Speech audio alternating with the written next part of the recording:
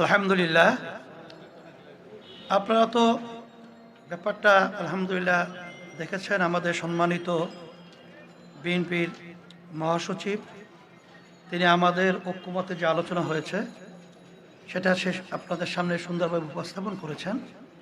আমরা আলোচনা আনতে এই বিষয়গুলো নিয়েই আমরা ঐক্যমতে পৌঁছেছি এবং আপনাদের সহযোগিতা আমরা কামনা করছি। আমরা যেন সুন্দর একটা দেশ সামনে ভবিষ্যতে একাকার হয়ে আমরা গঠন করতে পারি, সেভাবে আপনাদের সহযোগিতা আন্তরিকতা এটাও আমরা চাচ্ছি।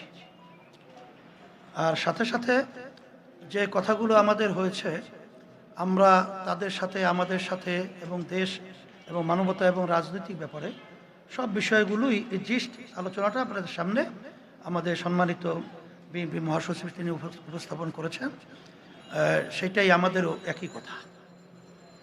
বিএনপি মহাসচিব বা বিএনপি দীর্ঘদিন ধরেই বলে আসছে ন্যূনতম সংস্কার শেষে দ্রুত নিরপেক্ষ নির্বাচনের বিষয়ে ইসলামী আন্দোলন বাংলাদেশ সেই দাবিটা আসলে কতটা এটা আমরা আগে থেকেই বলেছি যে দ্রুত সময়, আমরা সেখানে শব্দটা ব্যবহার করেছি, খুব বেশি সময়টা না নিয়ে যৌক্তিক, সেই যৌক্তিক সময়টা আমরা বলেছি 1 থেকে 1.5 বছরের মধ্যে, এরকম একটা কথা আমরা বলেছি।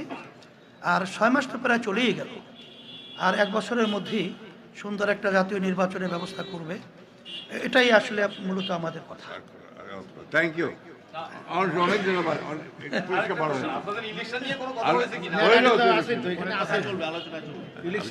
আলোচনা ধারাবাহিকভাবে চলতে থাকবে। হ্যাঁ।